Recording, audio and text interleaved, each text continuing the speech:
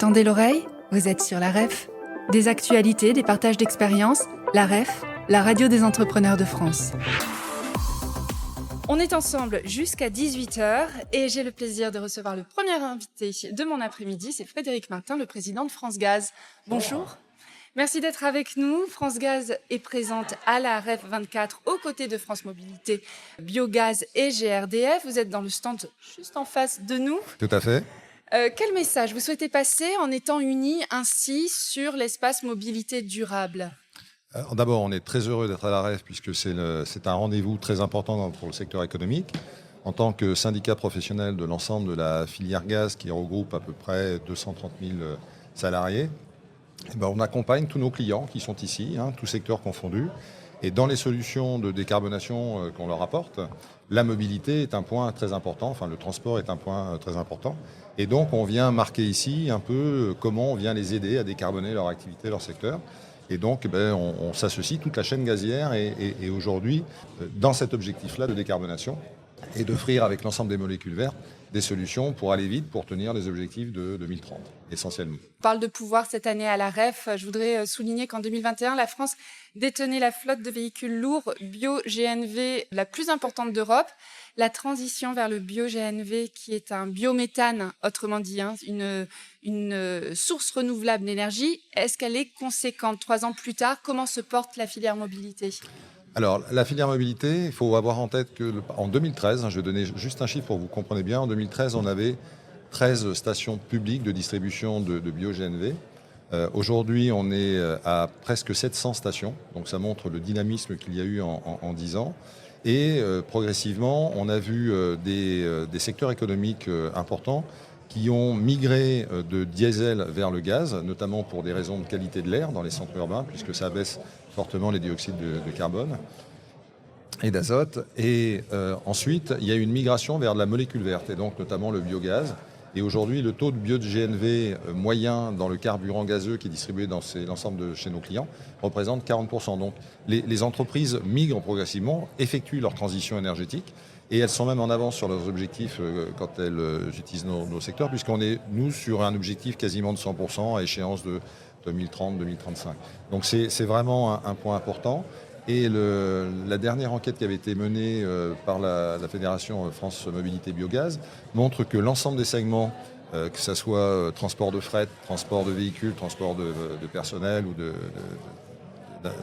personnes, a des taux de croissance entre 12 et 20%, ce qui, dans le secteur économique actuel, est plutôt une bonne nouvelle. Et donc, c'est bien. De l'autre côté, côté production, la production de gaz naturel est en plein essor en France, puisqu'on a fêté les 12 TWh, c'est-à-dire l'équivalent de 2 réacteurs nucléaires. C'est 700 méthaniseurs. Et donc, cet ancrage local de la production de gaz vert, de cette molécule verte, à la base de déchets, donc qui valorise des déchets principalement agricoles à ce stade, voire et demain urbains, puisqu'il y a les biodéchets, les stations d'épuration qui sont maintenant utilisées. Eh bien, cette énergie, cette valorisation de déchets se retrouve aujourd'hui comme carburant de véhicules. Et donc, naturellement, on a un taux de croissance et une pleine cohérence entre cette valorisation en local et cet usage en local dans la mobilité. Oui, vous parlez d'ancrage local. Est-ce qu'il y a une volonté des collectivités, des syndicats d'embrasser aussi cette dynamique ? J'ai l'impression que oui, pour atteindre ces objectifs climatiques. Est-ce que vous vous sentez en tout cas encouragé ? Alors, on est plus qu'encouragé, on est même quasiment missionné par ces mêmes autorités, pour plusieurs raisons. La première raison, c'est ça date des années 2000, quand on a constaté des problèmes de qualité de l'air, notamment dans les grandes métropoles. Et donc, on a souvent parlé des ZFE. Et à l'époque, l'ensemble des syndicats de transport ont commencé à chercher des solutions de décarbonation de leur flotte urbaine. Et donc, c'est comme ça que la solution GNV est arrivée, puisqu'elle avait de gros avantages et elle diminuait les particules fines et elle diminuait les dioxydes d'azote. Ça concernait vraiment le public. C'était le public, etc. Voilà. Et puis, progressivement, il y a une vraie migration qui s'est faite, c'est-à-dire que l'ensemble des pouvoirs publics locaux, qui, rappelons-le, sont propriétaires des réseaux gaz aussi, ont découvert qu'ils avaient la possibilité de produire eux-mêmes dans les territoires cette énergie qui, aujourd'hui, on importe encore, alors de moins en moins, mais on l'importe encore. Et donc, ils ont perçu que c'était une vraie cohérence d'énergie et d'économie circulaire entre la production qu'ils allaient pouvoir faire entre les déchets agricoles, les déchets urbains, les biodéchets, les stations d'épuration, le bois B demain. C'est-à-dire qu'on peut produire de la molécule de biogaz à partir à peu près de tout ce que l'on veut en termes de déchets organiques. qu'ils soient urbains ou qu'ils soient agricoles. Et cette capacité de production, elle s'exprime aujourd'hui pleinement avec beaucoup de projets en France. Et donc derrière, les autorités concédantes nous demandent d'accélérer et nous accompagnent, créer des stations publiques, parce qu'avant le marché a démarré plutôt avec des stations privées, c'est-à-dire qui étaient liées à des flottes. Et aujourd'hui, maintenant, on a des stations ouvertes, multi-énergie la plupart du temps, et dans lesquelles les collectivités s'investissent pleinement. Oui, donc en plus de les fournir, vous les conseillez aussi. Disons qu'on travaille avec elles. C'est-à-dire qu'elles, ce qu'elles nous demandent, c'est de travailler avec l'ensemble de l'écosystème local pour voir où est-ce qu'il faut positionner les stations publiques.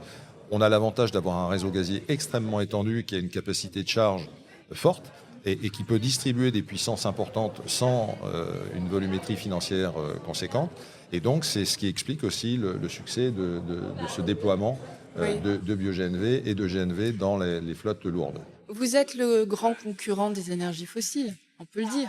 Peut-être pas encore, mais en tout cas... Nous, on considère dans la filière gazière qu'on le voit au niveau mondial. On a toujours tendance à vouloir aller plus vite que la musique.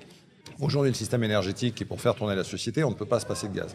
Par contre, on sait qu'on a une vraie contrainte. Il faut migrer progressivement cette molécule qui est fossile vers une molécule verte. Et aujourd'hui, si on n'avait pas cette migration progressive, on serait dans l'incapacité économique à la fois de produire de l'électricité, de faire tourner les entreprises.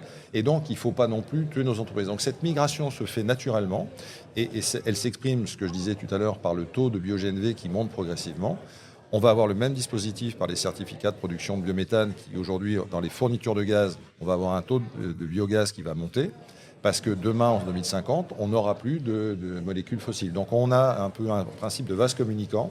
Oui. On aura de plus en plus de molécules vertes, qui sera multiple d'ailleurs, puisqu'on parle de biogaz, on parle d'hydrogène, ou de biopropane d'ailleurs, puisqu'on cherche aussi au niveau de France Gaz à avoir des objectifs ambitieux à échéance de 2030-2033. Et dans le même temps, une diminution de la molécule, fossile, que nous importons encore aujourd'hui. Un des principaux enjeux est la réglementation. Pourquoi le bio-GNV n'a pas été réintégré parmi les carburants d'avenir reconnus par l'Union européenne pour les véhicules routiers lourds? C'est une question qui avait été posée à l'Assemblée nationale en 2023 par le député Thierry Benoît. Alors, on a, les dernières élections au niveau du Parlement européen ont remis un petit peu de pragmatisme suite à la crise ukrainienne. Il faut comprendre que lorsque la crise ukrainienne s'est déclarée, il y a eu un rejet très violent politique vis-à-vis du gaz russe importé qui représentait quand même des volumes conséquents au niveau européen. Et donc, on est parti sur le principe qu'il fallait absolument interdire tout gaz et on était à l'époque, je le rappelle, on ne savait pas si on allait avoir assez de gaz, etc. Donc on avait pris l'option du tout-élec. Bon, la réalité des faits, c'est qu'aujourd'hui, on voit bien que c'est absolument indispensable pour avoir assuré la stabilité du système énergétique européen. Et donc la réalité est en train de revenir, et le pragmatisme auquel le président du MEDEF appelle de ses voeux le futur gouvernement, c'est bien celui-là, c'est soyons pragmatiques. Ce qu'on constate aujourd'hui, c'est que maintenant, on est en train de faire cette conversion. Et donc, ce qu'on a vécu sur les véhicules particuliers, et on voit toute la difficulté de la filière électrique sur les véhicules particuliers, le déploiement de ces infrastructures, sur la partie mobilité lourde, là, on en est encore bien plus loin. Et donc, on voit que le succès rencontré par les solutions gaz vert dans la mobilité lourde, ou gaz avec le GNV, comme je disais, avec cette progressivité de 20% de croissance, il va falloir demain qu'elle se rencontre au niveau du Parlement européen. Et donc, il y a une clause de rencontre en 2027. Et le dernier discours de la présidente de la Commission européenne a clairement indiqué que le pragmatisme allait bientôt s'imposer dans le Green Deal et notamment qu'on allait revenir sur des obligations de résultats et pas sur des obligations technologiques. Et je pense que ce pragmatisme, c'est laissons les utilisateurs, laissons les clients qui, eux, connaissent leurs contraintes, choisir les solutions parce qu'ils sont rarement monosolutions. On est sur le stand ici avec tous nos clients. Et je ne connais pas un seul client aujourd'hui qui me dit « j'ai une solution ». Ils ont des problèmes et suivant les clients qu'ils servent, suivant les contraintes environnementales, économiques qu'ils rencontrent, ils adaptent la solution technologique à leurs contraintes pour être performants sur le plan économique. Et je pense que c'est cette liberté. Il faut décarboner, il faut donner des objectifs, mais ensuite il faut laisser la liberté aux entreprises de s'adapter et permettre cette souplesse. Il faut assurer aussi une certaine souveraineté énergétique. Alors, la souveraineté, bien évidemment, ça c'est la deuxième, expérience que l'on a connue de la crise ukrainienne, c'est que si on ne veut pas dépendre des marchés internationaux, il vaut mieux produire nous-mêmes. Et on a un potentiel absolument énorme. C'est une chance considérable pour la France, c'est une valeur économique considérable. Les territoires l'ont bien compris. C'est bien pour ça que tous nos projets sont en train d'exploser partout en termes de production de biogaz. Et ça, c'est une saine réalité. Et tout ce biogaz, il a pour vocation à être utilisé par nos concitoyens. J'avais une dernière question sur les attentes du secteur. C'est de la cohérence de bout en bout. C'est-à-dire que nous, on est vraiment un peu comme les JO. Hein, on sort d'une période de JO où on a vu le gain de ce que pouvait être une équipe sur un objectif clair et avec une composante dans cette équipe pour atteindre l'objectif. Nous avons aujourd'hui économiquement et environnementalement parlant un objectif à 2030, c'est-à-dire faire en sorte qu'on ait une industrie, un secteur économique fort et des objectifs de décarbonation en 2030. Il y a une cohérence au niveau européen puisque la Commission européenne a demandé à l'Europe de l'ensemble de produire 35 billions de mètres cubes de gaz, de biogaz, et donc elle a reconnu comme étant indispensable cette production.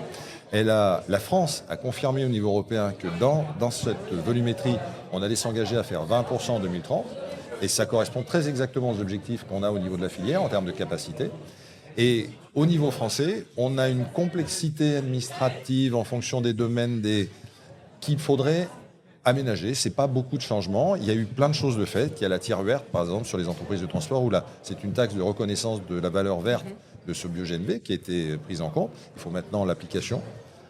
Il y a la reconnaissance, j'allais dire, au niveau de la TVA, par exemple, dans l'usage du gaz vert, dans les réseaux de chaleur. C'est accepté. Et donc, il faut la reconnaissance sur les autres. Donc voilà, donc c'est du cohérence, pragmatisme. Voilà, et simplement, et puis toujours et encore, reparler du sens. C'est que tout ce que l'on produit nous-mêmes et qu'on ne va pas chercher sur les marchés internationaux, c'est de la valeur qu'on garde au sein du pays et qui amène de la valeur à nos entreprises et à nos concitoyens. Voilà. Exactement. Merci beaucoup Frédéric Martin. Merci à vous. Vous êtes le président de France Gaz et cette interview, vous pourrez la réécouter en podcast. Merci, je vous souhaite une très bonne après-midi. Bonne REF. La REF, la radio des entrepreneurs de France. Réalisée par Podmedia, créateur de podcasts et web radio.